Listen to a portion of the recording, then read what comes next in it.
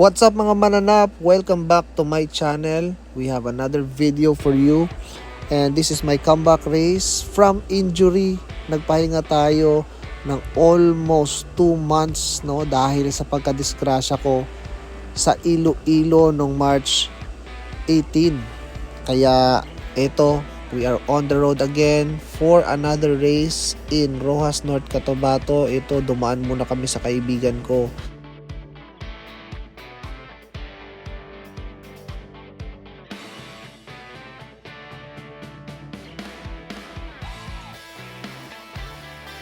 I want to give a shout out to Councilor Pipoy Dizon for having us and supporting us always. Itong kaibigan natin na ito ay napakabuting tao. Kasama niya ang kanyang family, ito, and also my boy Cairo playing with the Turtles. Napakaganda ng Kidapawan City dahil yung lugar ay napakalamig and simoy ng hangin, masarap. Very refreshing. After namin kumain kanila Councilor Pipoy Dizon, dumiretso na kami sa racetrack sa President Roxas, North Cotabato. Ito na nga, fast forward tayo. Shout out to Yamaha Motor Philippines. This is the first heat of the expert class, kaya panoorin nyo. Napakadulas ng racetrack guys, kaya talagang very technical. And also you have to really be smart on your lines para makuha mo yung magandang speed at maging consistent ka sa race. Kaya watch out for this race. This is my comeback race after a long rest for me dahil hindi ako sanay magpahinga ng ganong kahaba. Para sa akin, yung 1 buwan at kalahati ay napakahaba na nun. Ang hirap kasi na magpahinga habang iniisip mo yung mga karera. Kaya ang ginawa ko, kinat ko muna yung self ko sa races. Hindi muna ako nag-isip ng karera at namasyal muna ako para makapag-focus ako sa recovery. Ayan, going back to the race, we got the whole shot. Kaya wala akong ensayo, naka-whole shot pa rin tayo. Kaya naging clear yung vision ko sa unang mga ikot ng karerang ito. Kaya for me, naging mas madaling na ganito yung naging first few laps ko after injury, di ba? Akala ko nga matatagalan ako na makapagbalik sa races dahil yung bukol ko sa tiyan kasing laki ng bola ng baseball, ang laki-laki, punong-puno ng dugo. Nakakatakot talaga tong sport na to, kaya lagi tayong magpo-focus kapag nagkakarera, dahil hindi natin maiiwasan na magkaroon tayo ng injury na gano'n. Para sa akin, it's always a blessing when you line up in the gates, when you do the things that you love. Yung mga karera na ganito, blessing siya.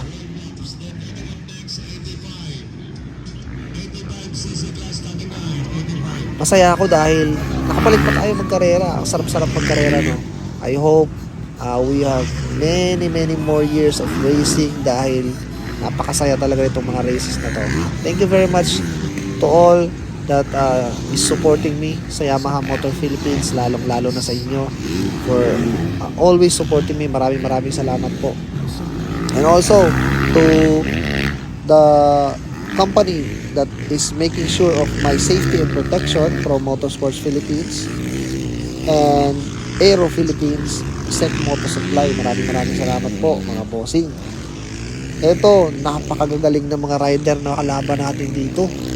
Talagang maraming matutulid ka. Talagang matcha-challenge tayo, Na-challenge tayo agad sa pagbalik pa lang natin. Unang balik natin sa karera, andito na agad yung mga matutulid na riders na kalaban. Kaya very challenging itong race na to.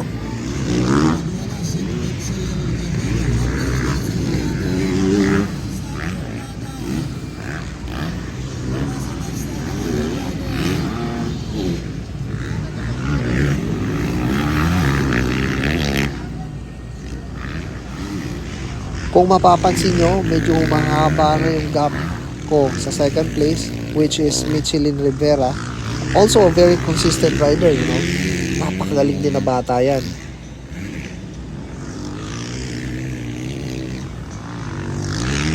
This jump right here, itong jump na to medyo masakit pag landing dahil kailangan mong i-focus yung self mo dun sa corner pagbaba eh.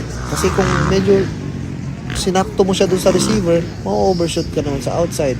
Yun yung ginagawa ng lahat ng mga pro riders dyan sa jump na yan. And also, this corner dito banda, before the finish line is very slippery. Ayan.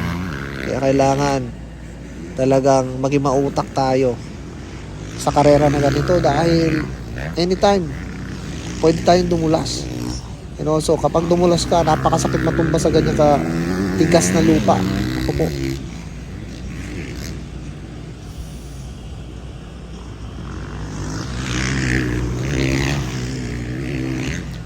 And this racetrack is built by none other than yung team nila Coco Di Maano. Sila yung gumawa ng racetrack na to. Coco Di Maano is from Kidapawan City. Bata pa yan. Kami na yung mga laging kasama niyan. Kasama ko pa yung kapatid ko dati nagkakarera. And nagturo sa kanya is yung tatay ko na si Papa Buboy. Sila yung nag-coach sa kanila dati nung mga bata pa sila. Pero ang support family niyan talaga napakatibay. Di Maano family. Always at the track supporting their rider. Kaya yan yung foundation na kailangan ng every rider na gustong mag-improve o kaya mag-excel dito sa sport na to. Family. Kailangan mo yung support ng family mo dahil kung wala sila, napakahirap mo. Sila yung unang-unang tatakbuhan mo sa mga kakailanganin mo. Napakahaba kasi ng journey na to sa motocross, no? Sa motocross na sport, napakahaba ng journey para mag-excel. Kaya kailangan mo, buong pamilya talaga yung desisyon para supportahan ka. Solid na solid. To Di Maano family. And also, ito, si Boss Yoyong Ipanag. Talagang full support din siya sa anak niya na si Prox at saka si Rayon. Ganyan din kami dati, na mga bata pa kami. Siyempre, tatay namin talaga yung unang nag-introduce sa amin sa motocross sport, and he guided us very well all throughout our careers sa ups and downs. Ano yung mga advices na binigay niya to always focus on the win, no? Dahil napakahirap kapag ganito na sport, very physical. Kailangan mo lang talaga mag-focus sa karera. Kapag na-distract ka, naku po, masisira ang karera. Kaya maraming salamat sa aking tatay sa lahat ng kanyang suporta at tiwala at pagmamahal sa akin. Kaya nakarating ako kung saan man ako ngayon.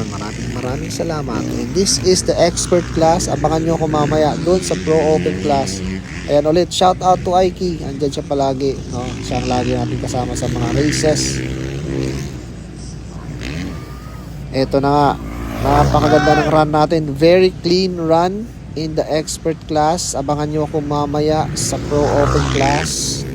Enjoy the race.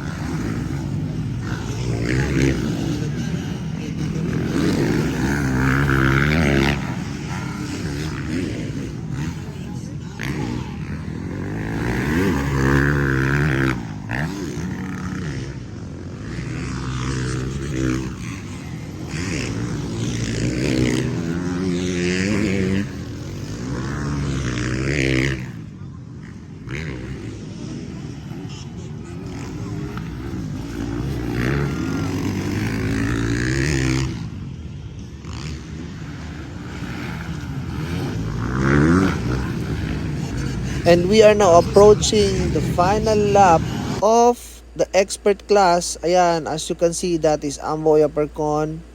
And also Mitch Rivera on top of your screen.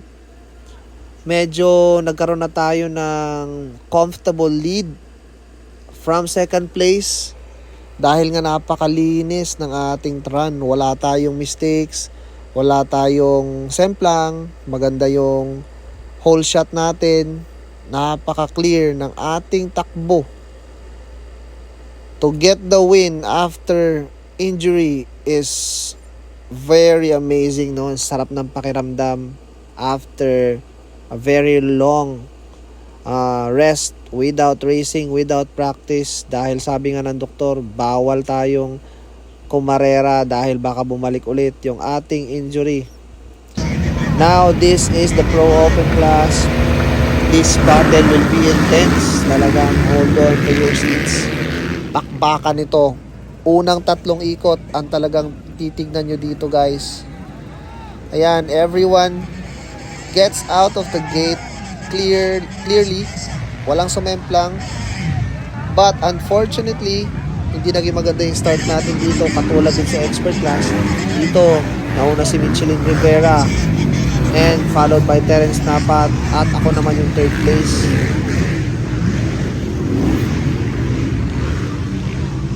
Kaya kailangan nating double time maghabol. Ganyan yung mindset ko dito kaagad eh. Kailangan nating double time. Focus tayo. One rider at a time. Ayan. First lap. As you can see, Michelin Rivera already building a gap. Malaki na agad yung gap niya. Sa amin dalawa ni Terence. Ayan, I am already focused. Making and planning my overtake. Focus agad, no? Kailangan yun ng mindset natin. Kapag nasa karera, focus lang. One rider at a time.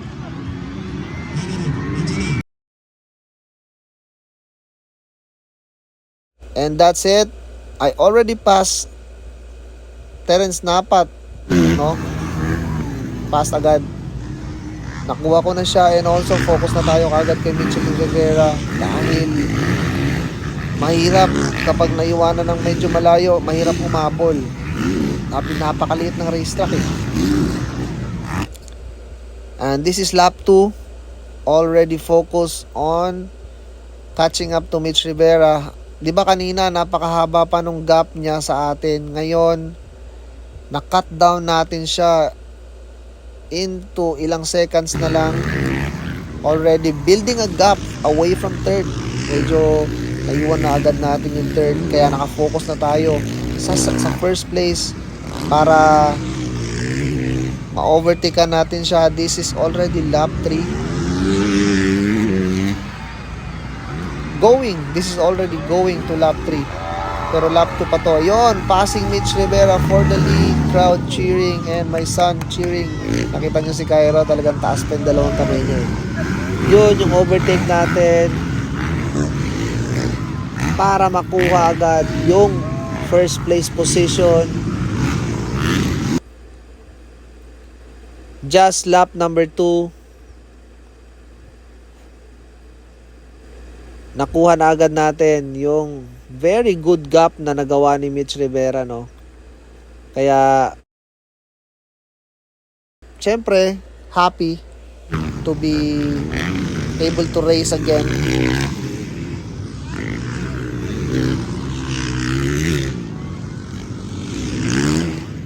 It's fun, no? It's fun to play. This is a sport and we just have to be really focus on the moments na nag-enjoy tayo. Ang saya-saya magkarera eh. Ayan, we are already leading the race. The track for me is very slippery, napakadulas, kaya kailangan mo talaga ng good technique to be able to build, no, a speed and momentum. Ayan, we are already building a gap to the second place, Mitch Rivera and Terence Napat. The race for me is so fun. Masaya yung laban. Playing and more on technical, very technical. You have to know and execute a good technique kapag ganito yung mga race, dahil if you don't, talagang you will get a hard time, no? Lalo na kapag ganito kadulas yung mga racetrack. It's really hard to put all out speed kapag ganito. Kailangan mautak ka, technical ka, kailangan marunong ka. Kaya it's different, no? It's different yung pag-iisip na ang akala ng iba, kailangan speed. No. Hindi. Kailangan mo talaga dito is maging marunong ka sa technique, maging focus ka sa momentum. Yun yung kailangan dito sa mga ganitong karera. Napakaganda. Because you will learn so much, no? Through experience and through racing. Sa lahat ng mga karera, kung pwede mong salihan lahat, kung pwede mo lang makarerahan lahat para magkaroon ka ng napakadaming experience, gawin mo yan para matuto ka sa mga ito. This is my advice to yung mga bago pa sa sport, yung mga gusto talaga na mag-excel, yung mga bata, talagang race as many race as you can, dahil it will build up on your experience. Yun yung magiging stepping stone mo para bumilis. Kaya kung gusto mong tumuli, race as many race as you can. Lahat ng karera, salihan mo, dyan ka matututo. But syempre, you should have a good fundamental, basic. Kailangan mo ng basic, kailangan mo ng preparation, kailangan mo ng technique, kailangan mo ng discipline, no? Marami kang kailangan gawin, pero syempre it's all worth it. Napakaganda kasi ng karera ng sport natin. You should be working really hard, no? Ayan, makikita nyo nga, back to the race, medyo nagkaroon na tayo ng comfortable lead. Medyo mahaba-haba na yung naging lead natin dito sa Pro Open class. Kaya for me, I'm surprised dahil hindi kasi ako nakapag-ensayo, hindi ako nakapag-training na maayos dahil nga constricted ako bawal. Sabi ng doktor sa akin, bawal ka muna magmotor, hindi ka pwede na mapuwersa yung tiyan mo, dudugo ulit yan. Yung sabi sa atin ng ating doktor. And this race is already scheduled, kumbaga nakabook na siya. Kaya sabi ko, sige lang, ang importante mag-enjoy tayo sa race, and yun nga rin ginawa natin. Focus lang tayo, enjoy lang tayo. Dahil ayan, makikita naman natin, napakaganda ng ating run. Very clean run. It's smooth. Talagang smooth na smooth yung run natin. Solid performance in the Pro Open class. I wanna give a shout out to my team for making sure na ready yung ating motor. Aiki Mapa, Rehoso Sansan, and also to Yoyong Ipanag, to Peter John Morse. Maraming salamat sa inyo guys. Ayan din, shout out to Pipoy Dizon and Toby for watching the race, having fun on the track. Everyone who watched this race, thank you so much. Ayan, we are almost finishing the race, building a good gap to the second place. Very nice run.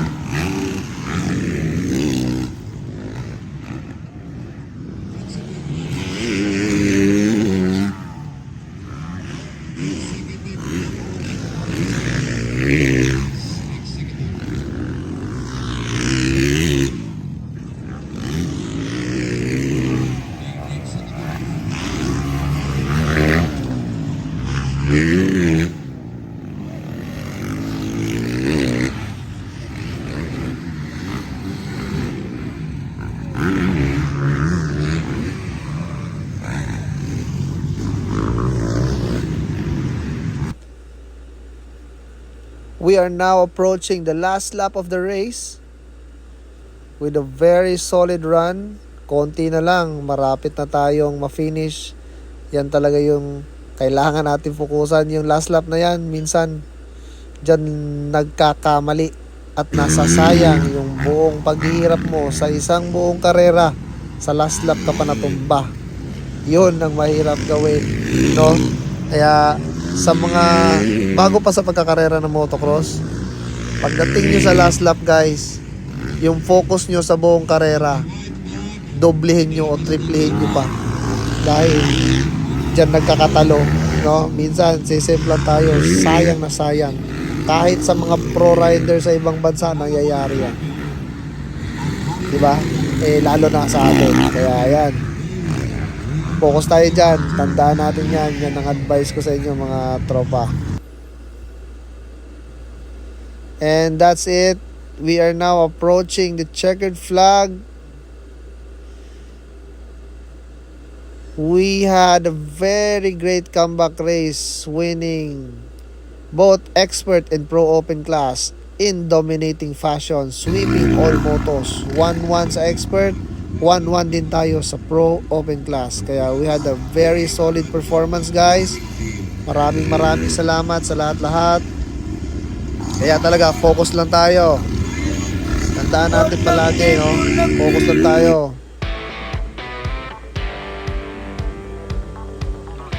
Siyempre, huwag natin kalimutan magpasalamat sa ating Panginoon. To God be the glory.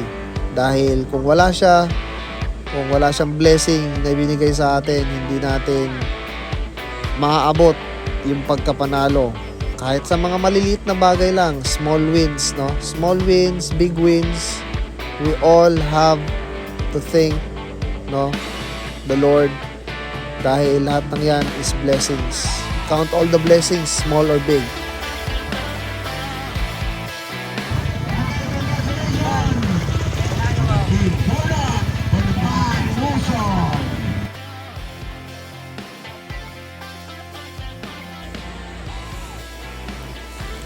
And syempre, gusto kong magpasalamat sa lahat ng mga fans na nanood ng live sa President Roxas North Cotabato in my comeback race. Maraming salamat sa inyo.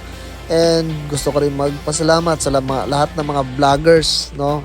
O mga mamitikay nga niadto sa karera. Daghang kayong salamat sa inyo ha. Kay solid kayo inyong suporta. Pagkatapos naman nating kumarera, dumiretso na tayo sa Balabag, Kidapawan para mag-dinner dito sa restaurant ni Councilor Pipoy Dizon. Napakaganda ng view dito. And also the place is very nice. Talagang elegante. Ayan si Councilor Pipoy. Thank you for welcoming us in your place with open arms. Napakaganda dito guys. Sa lahat-lahat ng mga nanonood ng vlog ko, pasyalin nyo to sa Balabag, North Cotabato. Ayan, enjoy lang muna kami dahil nga napakaganda ng aming performance sa race. Maraming salamat to everyone who watched my vlog. Sana nag-enjoy kayo. See you on the next video. God bless everyone.